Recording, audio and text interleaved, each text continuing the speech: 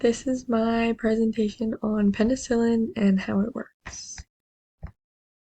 So penicillin is a beta-lactam antibiotic, and it is actually the first that was discovered and used to treat bacterial infections.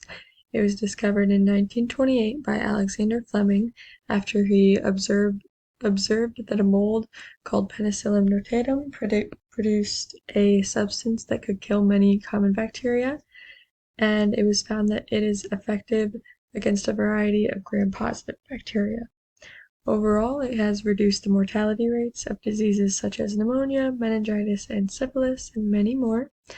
However, it has led to antibiotic resistance as the bacteria have evolved to get around it.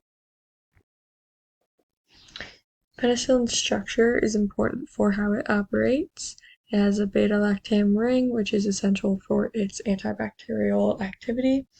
It has a thiazolidine ring and acyl side chain, which both contribute to its stability, specificity, and pharmacokinetic properties. Also, structural modifications have allowed the development of various penicillin derivatives to overcome bacterial resistance and expand the therapeutic applications. The way that penicillin works is shown in this picture above. It starts by targeting bacteria by interfering with the synthesis of their cell walls.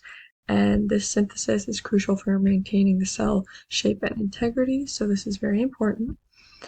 And bacteria construct their cell walls using peptidoglycan, and penicillin targets penicillin-binding proteins, which are called PBPs, which are involved in the final stages of peptidoglycan synthesis.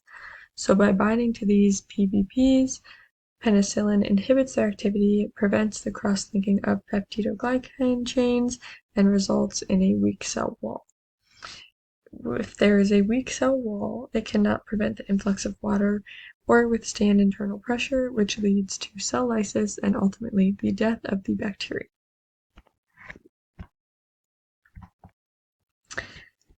Antibiotic resistance has occurred in bacteria for many reasons. One is that mutations in the genes encoding PBPs occur to where it can still perform peptidoglycan synthesis but are not inhibited by penicillin, so bacteria maintain a strong cell wall. Also, they can produce beta-lactamases, and these hydrolyze the beta-lactam ring of penicillin and make it ineffective before it binds to the PBPs. Bacteria could also possess efflux pumps that expel penicillin from the cell to prevent it from reaching the PBPs, and gram-negative bacteria can alter outer membrane permeability by changes in foreign proteins, which prevents penicillin from entering the cell. And antibiotic resistance is very important because as these cells grow resistant to the antibiotic, they are then able to grow and replicate and then take over to where it's even harder to cure them or get rid of them.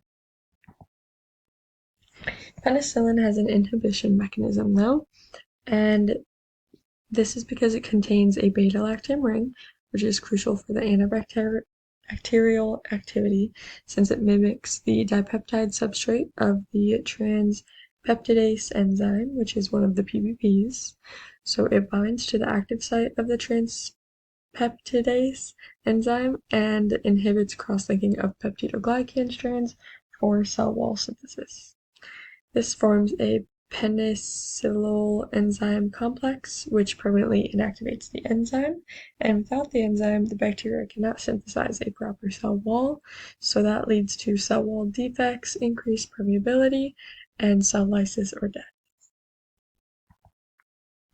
In conclusion, penicillin targets cell wall synthesis by binding and inhibiting PBPs, and the structure of penicillin is essential for its antibacterial activity and stability, and some bacteria have evolved to become resistant to penicillin. However, ongoing research and modifications of penicillin have helped create various derivatives that broaden its spectrum of activity and improve its resistance to bacterial enzymes to ensure its effectiveness as an antibiotic.